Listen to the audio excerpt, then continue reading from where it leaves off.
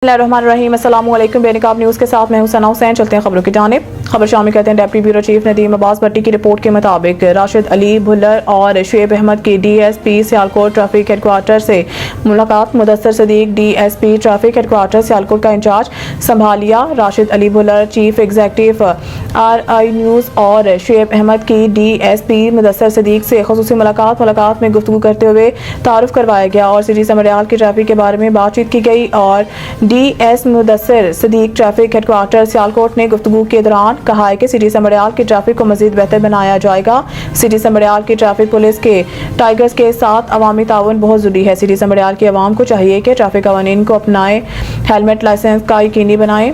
DSP साहब को राशिद अली भुल्लर और शुएब अहमद की तरफ से DSP मुदस्सर को जाए नमाज, आब जमजम का पानी और तस्बीह तोहफा पेश किया। DSP ने कहा है कि अल्लाह ताला इस जाए नमाज पर मुझे नमाज पढ़ने की तौफीक अता फरमाए। आमीन।